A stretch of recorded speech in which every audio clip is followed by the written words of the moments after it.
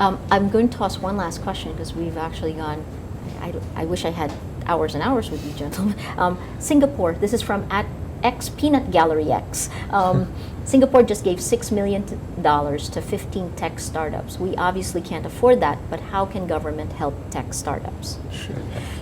First of all, we can afford it. Why can't we afford it? I think Aggrieved Citizen, X Peanut Gallery, is saying that our government can't do that. And what actually both of you gentlemen show private sector doing Exactly. that. Do you see this coming through this way, that the private sector will be able to fill in where government can't?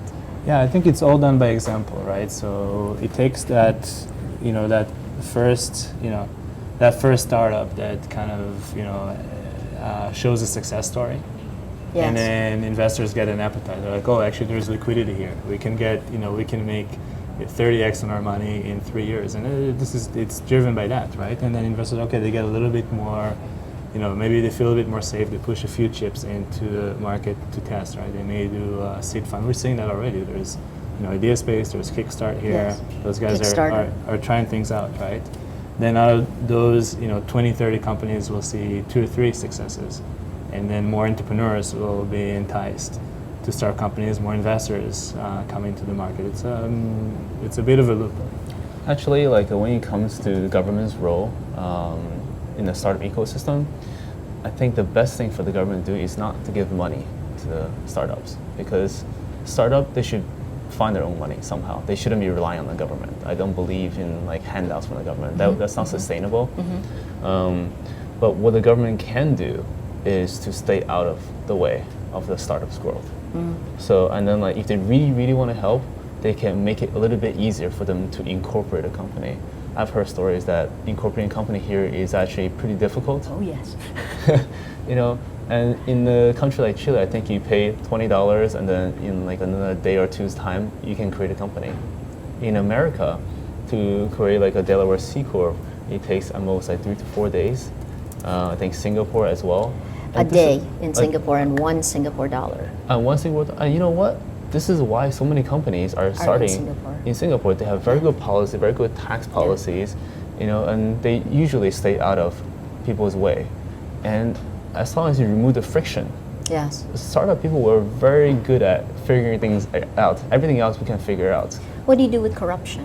I mean, I know China has this, but endemic corruption is a problem for businesses in the Philippines. How do startups? How do you? All what big would you question. recommend? I just want to add to what Please. to what Boris said. But so first of all, being able to incorporate quickly and easily is super important. The second one is making it easy for outside investors to come in. To come in, because they're the ones right now that are going to have a little bit more appetite for risk and can help seed the ecosystem. And the one thing that there is some seed capital here, but the thing that's really lacking is later stage venture capital type of investment. And there are companies here. Scale, there are companies here that could attract interest from outside investors that have that potential, but it's still a little bit hard for money to come in here. What would you like to see happen to make that easier? Some change in the laws of corporate ownership would help a lot. The 40% ownership rule. Yeah. A lot of businesses have been asking about that. This is a question that's connected to that from @MarkBantigue. What tech leveraged fast growth, high value startups are applicable to rural Luzon? Very specific. Do you want? Bowie has an amazing metrics of opportunities that he's been tracking. Basically, this commodity innovation, and it's actually a really interesting question. We could go look and map from that metrics and see which ones can be applied. Off the top of my head, it's hard to map. Bowie, can you think of any off the top of your head? So, like I mentioned before, there are going to be services. Yes. That's going to be commodity for every society. And I think I mapped out about 25 of them on this map.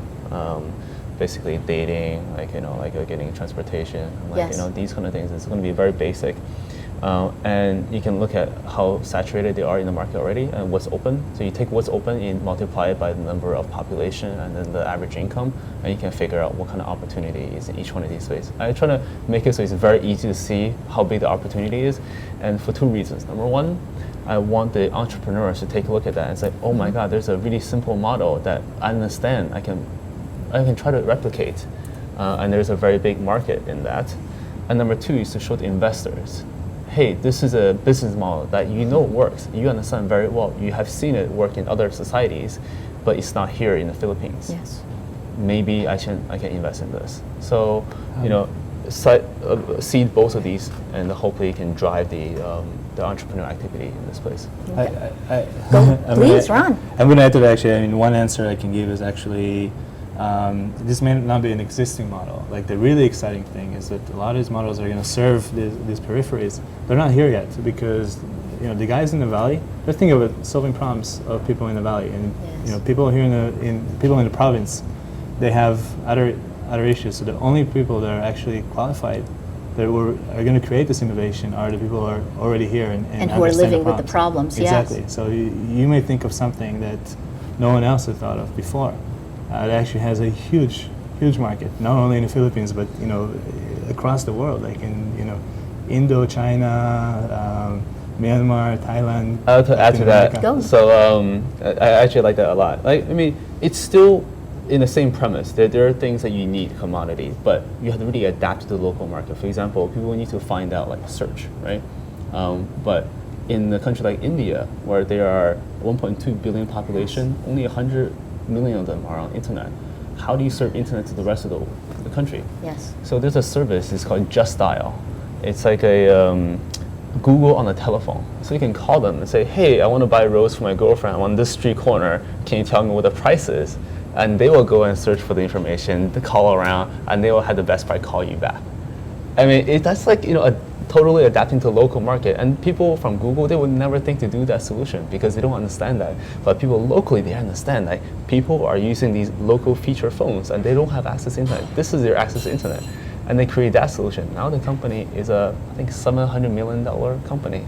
So I can see something like that happening in a place like Philippines. Gentlemen, in some ways, you're both harbingers coming into this area, and hopefully will water the seeds that are there. Your last words, we're out of time. Your last words, what is your passion? What do you want to see happen? I want to see the startup ecosystem here grow, and I encourage anyone who's thinking of becoming an entrepreneur to just do it. Take risk. Well, this is a little bit personal one. I'm actually trying to map out the Philippine startup ecosystem, and I can't do this by myself. I'm going to need a lot of your help, everyone's help. This is a project for the community and by the community. So if you're interested in helping me out, please visit wiki.worldstartupreport.com, and it's a place where people can all contribute, and I would love to get your inputs on what's really happening here and show the world what's happening in Philippines. Thank you so much. This is like a glimpse into the new world, the world that is here today. Thank you so much, Ron Hose, Boe Guy. We've been on Talk Thursday. Continue sending questions to Talk Thursday. Boe is on Twitter at BOWEI. Ron, are you on Twitter? I am, yeah. Twitter.com/RonHose, RONHOSE. RONHOSE. There's also a website. Thanks so much. I'm Maria Ressa. Thanks for joining us.